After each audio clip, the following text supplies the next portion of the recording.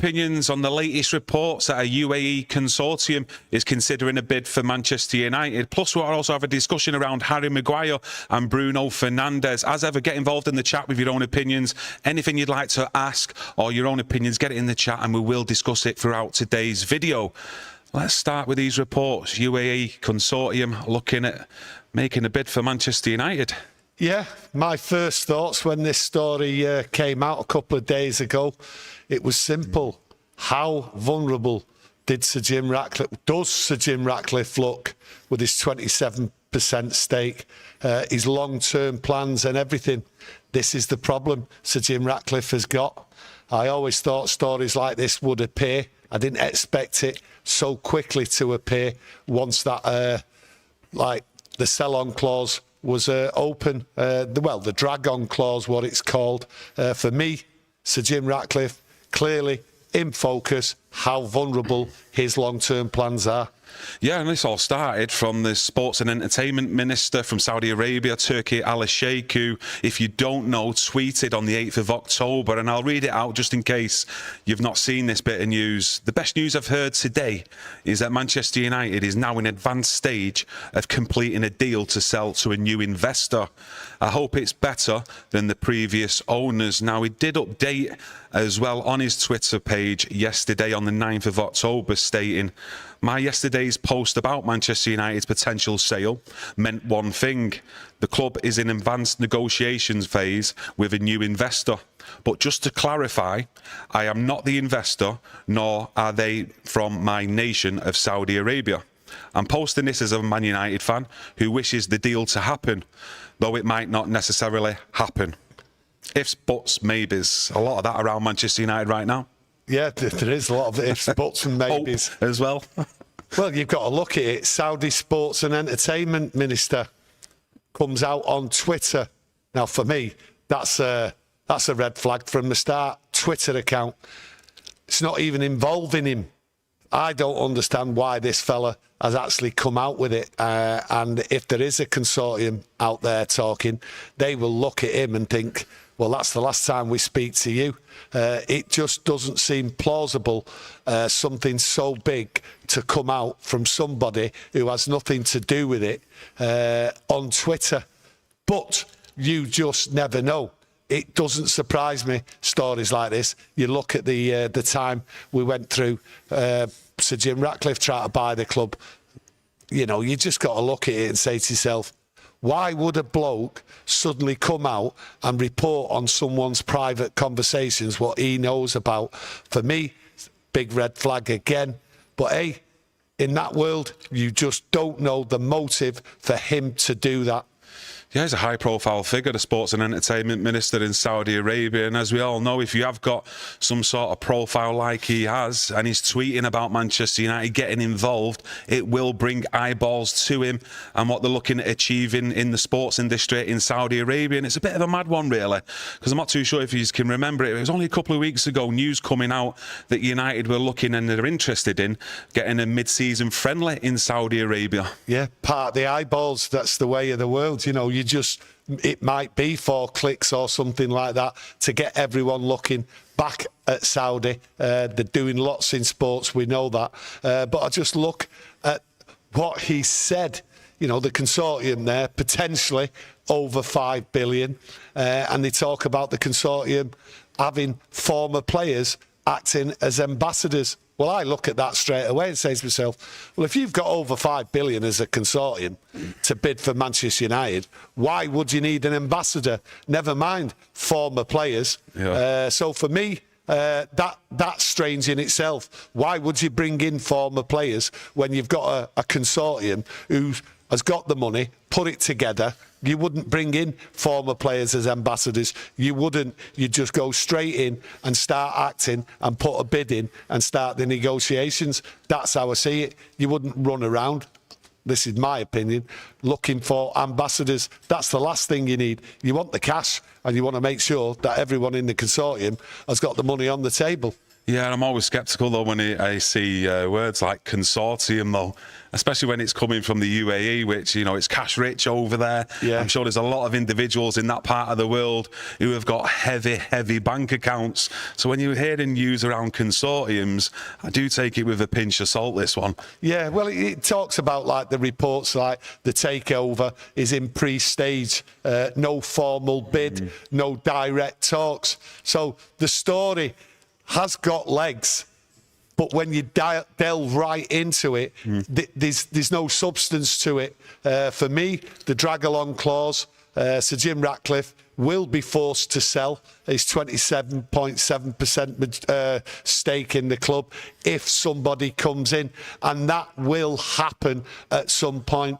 But it goes back, well, I go back to, this is the problem with Sir Jim Ratcliffe, and I did say it.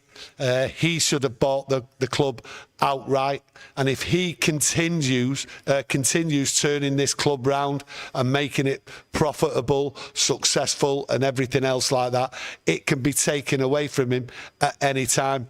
He believes, like the Glazers believe, down the line, this club will be worth £10 billion. Well, Sir Jim Ratcliffe is just like decimating this club, turning it round, getting the finances straight, getting it profitable where it can like sustain itself. Then they're always open for a takeover, and this drag-on clause leaves him wide open. So for me, it is always going to be a problem, and I did highlight it when Sir Jim Ratcliffe first came in. It should have been a sale outright, and he should have bought it outright. These problems, these stories, we don't need. We just don't need as fans, as a club. We're rebuilding, we've got to reshape the club, and we've got to move forward, and this will always be a drag on what goes on at Manchester United. Yeah, I can't be doing with reports as well every day like what we was getting during that process as well with Sir Jim Ratcliffe, Sheikh Yazim as well, where it was every other day, and that word imminent.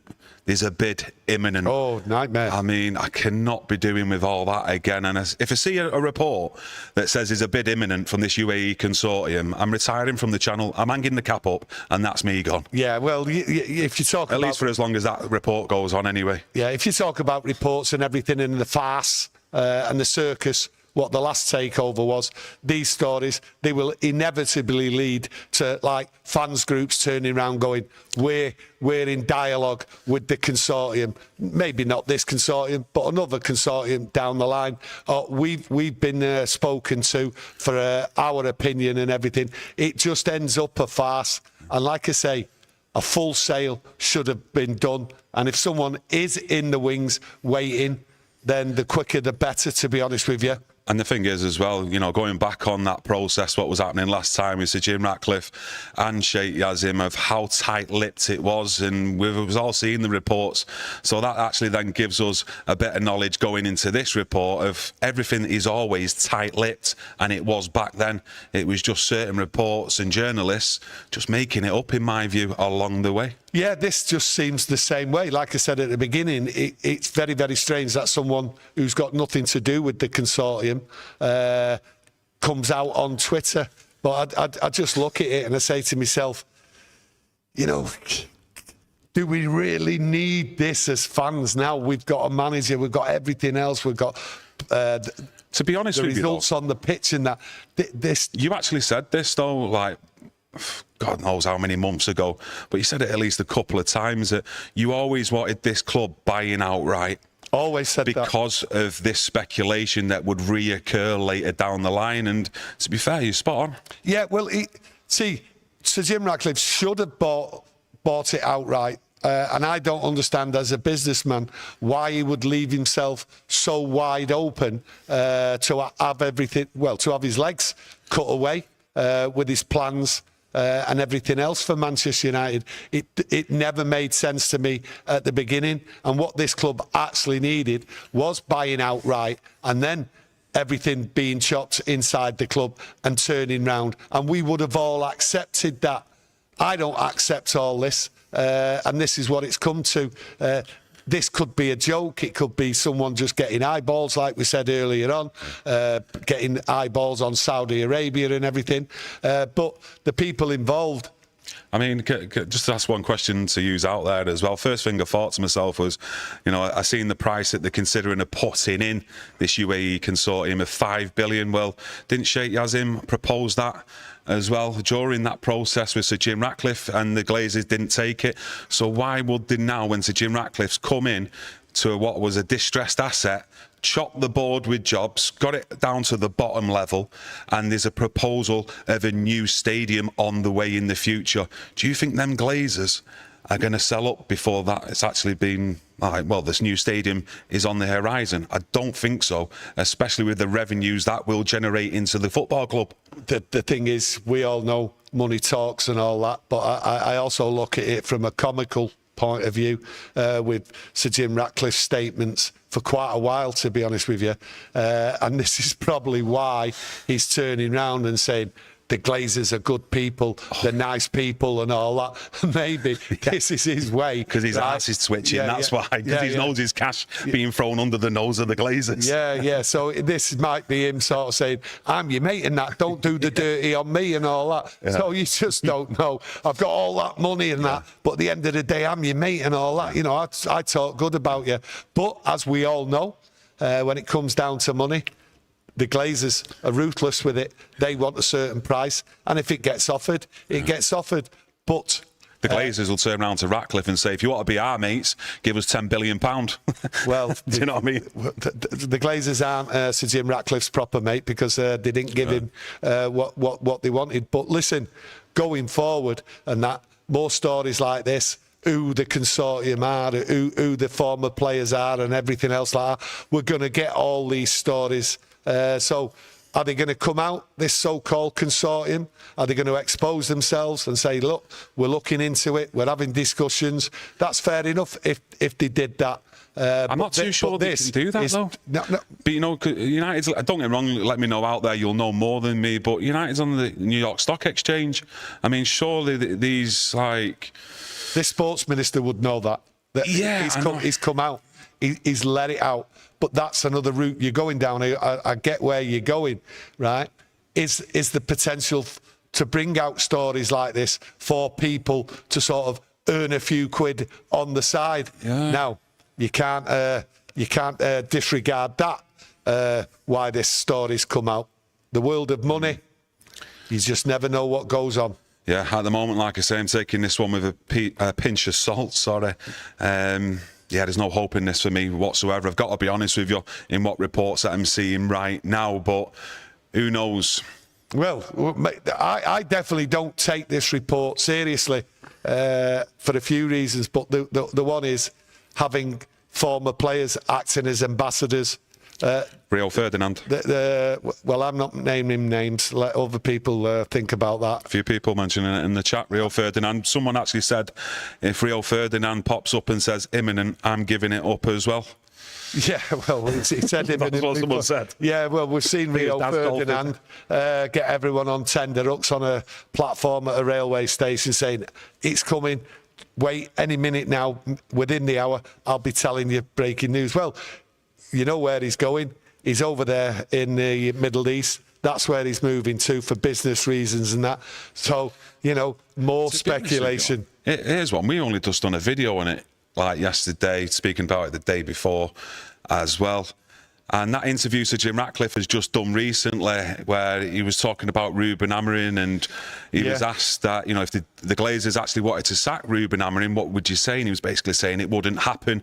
And he was sort of like putting himself out there, even though the Glazers are the majority owners, as though he's the boss and he's in control.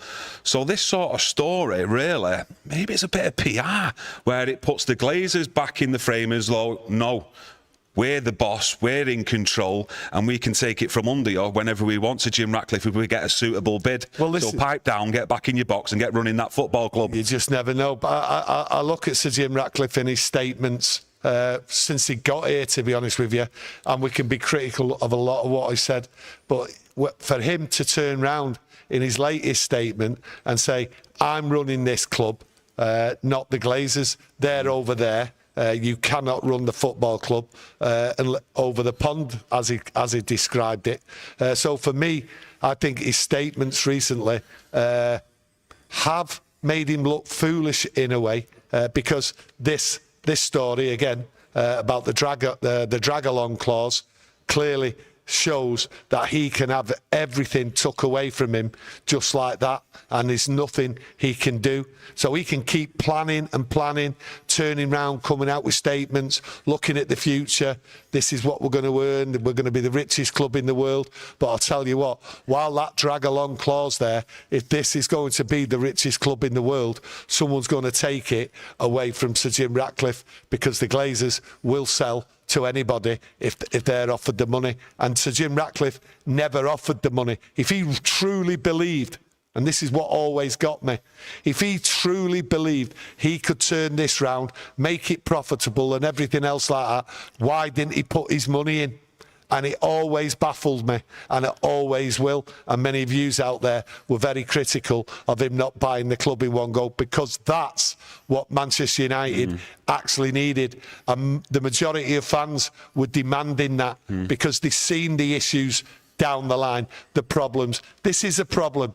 This is a problem within the club, within the structure of the players, the squad, all the staff, everything else like that. It's more like, what's going on? It's just more noise. And we've got a workforce what's demoralised. This will only demoralise them more. Just going into the chat, Sasquatch says, this could be another 12-month merry-go-round, lads. The sale could hinder progress on the players, ? Great show, gentlemen. As always, thanks for joining us, mate, and everyone else out there. This merry-go-round will go on as long as shares are split in the way they are. And you say 12 months, this could go on for years. While there's shares available to buy and there's options for people to come in and buy the club, okay, this will always go on. And I highlight again, that is the problem of somebody not owning this club outright. Yeah, I'd just like to know your thoughts, because we've not done a live video since that interview with Sir Jim Ratcliffe, and what your thoughts were on his actual statements about Ruben Amorim as well, that he wants to give him 3 years here at Manchester United. Yeah. But I do want to quickly just go on to Harry Maguire before we go back on to Amorim. What's your thoughts on this news that Maguire's set to be offered a new deal? Well, it doesn't look good for the future. Harry Maguire isn't part of the future. Harry Maguire has been here a long time.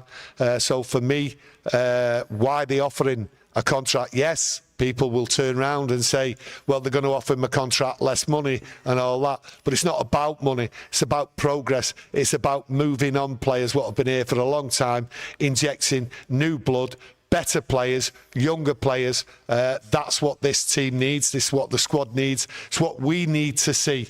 We don't need now players of Harry's age staying here at the club, hanging around. No, they've got to be moved on. His contract's up. I'm not too sure whether it's true. I've got no proof that this contract talk's going. But, hey, for me, his time's up. Yeah, I did see multiple reports, to be honest with you, just to update you out there, and this one's coming from Romano as well, that United are in talks with Maguire over a new deal with existing contract due to expire in June. Face-to-face meeting with his camp took place in recent days, and more will follow to discuss the conditions. Now, other reports I have seen have stated it'll be far less offered than the 190 grand a week he's currently earning at Manchester United. Does that move the board for you a little bit, or...? Listen, it's not about money, is it? It's about ability. It's about moving forward. You can offer Harry Maguire as less money as possible and get away with it, but that doesn't produce quality, does it? We want quality. We need a change. We need players moving out. We've seen some already this summer, but we know there's probably 4, maybe 5 players sell-by date up a long time ago, and Harry Maguire, his sell-by date's up. It's not about money, this. If United are looking at keeping Harry Maguire because they can reduce the wage bill and not go out and buy the player and improve a younger player, a better player, then Ruben Amorim isn't getting what he deserves, what he needs for his team, for this squad. So for me, it makes no sense whatsoever. We have to purchase better players, younger players, and we have to spend money on them. And this is just penny pinching, and you're not going to get anywhere by penny pinching like this on players. Yeah, no, I do agree, and you did mention it in the summer that you did actually want to bring in a centre-back during that transfer window, but in the early games that I've seen, I do agree with you that we did really need one as that central centre-back in that back three, and I was hoping for next summer for United to go out and purchase one. They might still do, who knows, but I highly doubt it now, especially when you're looking at that midfield area, the wing-backs in particular as well, what needs strengthening, and you're looking at Aidan Heaven. I thought he might have been in for a look in to play that centre-back role, or does he see him more as that left-sided centre-back? I'm not too sure, but he has suffered injuries as well in his short time here at United. I think when you look at Aidan Heaven, it's early days yet for him. You know, let's not put the pressure on Aidan Heaven to come in here and play like magic. No, there's players in there, established players, good enough players. But what you look at... Yeah, but I'd rather see Aidan Heaven being given the chance over Harry Maguire, who in 2025 can't play high line and can't play Ruben Amorim's system when that high line is pushed up to the actual centre circle. We've seen it against Manchester City, we've seen it against Brentford.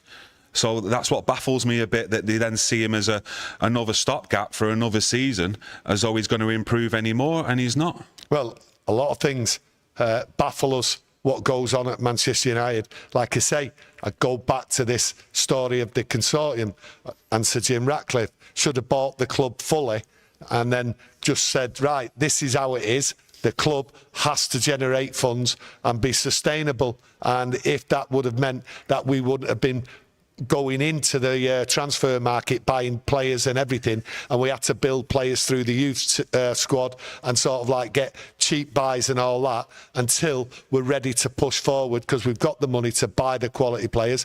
I would have accepted that. I'm not having it on the cheap here, and players like Aidan Heaven, we see what's going on. We see the stories about player unrest, talking to the manager, talking out of school and everything.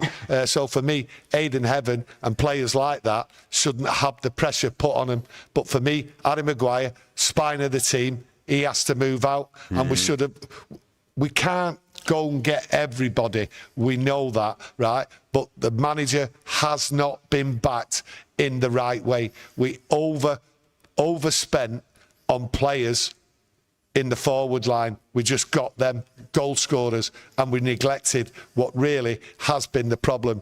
We get run through. We've no problem creating opportunities and all that, putting them away. That's the problem. But we all know that running right through this team, through the middle, in midfield, that was the priority. And that's baffling us all why Ruben Amorim wasn't backed to go and get that player. But did Ruben Amorim, quite happy, go and getting them three players and neglected that, thought he could get these players to play that system? I don't know. Maybe one day it'll come out in the wash. You never know, next season he might look to convert Harry Maguire to a centre forward. He's not done too bad in the last 10 minutes of some of the games over the last 12 months, has he? So he might be back up to Sesko on a permanent basis. But just going into the chat, that's Alex 59, yeah, Alex J59, sorry. The kids don't seem to be getting a look in.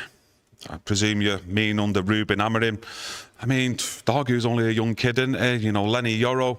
But I have been surprised in recent games in the way he's been using Yoro, to be honest with you. I want to see him been given like a consistent run of games, to be honest with you. Well, this is the problem. We was told Ruben Amorim's coming in to work with the young players and that. So we expected this season 4, maybe 5 young players into the squad and getting opportunities in that. And maybe it's a little bit early, I don't know, but it is a bit disappointing that he's not doing that. So for me, them young players and that, they'll be chomping at the bit. But then you look at Kobe Mainoo, he's just frozen him out. So you don't really know what's going on, but it is disappointing. Do you think he maybe looks at it and thinks, I've not really got the time to start blooding in some of the youngsters who we don't get to see, really, because I need to start getting wins and I need to start getting results on the table? Well, that doesn't ring true. he had 9 months. We all gave him a pass, and that's why United fans are getting criticised for backing Ruben Amorim. But we all accepted the situation we was in. This club needed overhauling. Now, he was experimenting. There's no two ways about that. Last season, Ruben Amorim was experimenting. The problem is, it seems as though he's still experimenting. So he should have been able to sort it all out. And there's a lot of people being critical of him now, and quite rightly, because he should have just walked straight into it. This is my team. This is how we're going to play. And they're all mad for it. And it doesn't seem that way, because he's been critical. He's been critical of the players, and we all believed it had all been sorted out in the summer. On to Bruno Fernandes as well. I've seen a report from Simon Stone yesterday on the 9th of October, and it was an exclusive from our Simon Stone. Bruno Fernandes is not interested in Saudi and is fully committed to Manchester United. Thinks they can still finish in the top 5, does Bruno? If he ends up leaving, it'll be for a club in Europe. So there's definitely not going to be any talk of 60 to 100 million pound bids next season, because he doesn't want to go to Saudi Arabia. Well, he turned around and said that he wants to stay. He wants to stay at Manchester United. That's what he said in the summer. I want to stay at Manchester United and win things. Problem is, let's see where we are at the end of the season and what he thinks then. I don't know where United will be. I don't know if United will improve or get worse or anything like that. At the moment, the table looks pretty rosy, considering you know, the type of football. 1 minute we're getting moments, the next thing you know we're getting scratching our heads what's going on. So you've just got to look at Bruno Fernandes. You've seen his statement. I want to win things. I want to stay at Manchester United and win things. Well, let's see where he is at the end of the year, and let's see where a few other these players are at the end of the year. What's your gut feeling though with Bruno? Do you think it's his last year? Do you think he'll want to move? Do you think he wants to stay? And that's genuine, that report? Oh no, me gut feeling is that he's going to go. Because I don't see, like most people see, that this team is going to win anything. And that's what Bruno wants. He's not going anywhere this season. Simple reason, he's got a World Cup. He wouldn't disrupt that. There's no chance. 100% he's going nowhere. So this is Simon Stone doing a report, what Simon Stone normally does. But it's at the end of the season. But what I would want with the Bruno situation, come the end of the season, I would want it sorting out straight away before he leaves for the World Cup. I don't want it to carry on. Ashley Kappa says, kids get played and the results are like what they are. It won't do anything to change. Plus their confidence, and that causes more eyes and negative opinions. I was always shocked, you know, taking myself back to that Grimsby game, especially in a cup competition down to the lower leagues, and we know how tough it is, that he played Fredrickson that night for me. I thought it was a really, really poor decision from the manager, because I actually thought, will we actually see that kid again in a United shirt after that? Well, the kid got destroyed. He got left alone. I did highlight that on the night, that he got destroyed because he got no help from the senior players and that. So for me, that was a poor decision, putting a young kid in there. But he was left alone, and that is the problem. Them players went out there at Grimsby with a bad attitude. They weren't running, they just weren't up for it. And when a young player gets put in a team like that, he gets destroyed and he gets highlighted. So that is the problem when you're blooding young players. It's always best when a team is playing well. That's when you introduce 1 or 2 young players, because they're playing football, they're enjoying it, they've got no fear in that. Fredrickson that night went out there and he was frightened to death. What's your thoughts on Belaber's form at the minute at Brighton? I did watch the game between Brighton and Wolves last weekend, and you know, there's other people out there who we actually have discussions with, and people are a little bit apprehensive now, considering his start to the season and that supposedly £100 million price tag Brighton want for him. Well, that's the madness of £100 million price tag. You know, form. It's in and out, and he might just be going having a dip. So, yeah, you can be critical of his form now, thinking 100 million, he's not worth 100 million. Yeah. But you've got to see what happens. You see if United go back in for him. They were looking at him. Were they really serious? I don't think they were serious at any stage looking at getting Belieber, because the issue for Manchester United was that position at the end of last season, and it needed replacing. And United were clearly not in the market for changing that position and bringing somebody in. Clearly not. I've got to be honest, though, I've been really disappointed with Agati, though, this season. I mean, last season, I thought he got caught with a lot of unfair criticism about some of his performances, where I didn't see that. I actually seen a player there. But, I mean, this season, for me, he's just fell off a cliff, Agati. And I think if his performances went up a few levels, it'd solve a few problems in that centre midfield area, because he has got the legs, Agati. He has got that athleticism, especially in covering the pitch, which none of the other midfield players have got. Yes, he is limited with the ball at his feet, you know, getting it off the back three or the goalkeeper, then turning to get it forward. But, I mean, I just expected a lot more. You know, for me, we got rid of Fred, you know, a couple of years ago or so. And then we've gone out and then got Agati, who, is he a massive upgrade on Fred at the moment when you're looking at the two performances from each player in a Manchester United shirt? I don't think it is. Yeah, at times I did like Ugarte last season, and I'm very, very disappointed with him. So he's got to step up because he will be out. There's no two ways about it. He has to step up.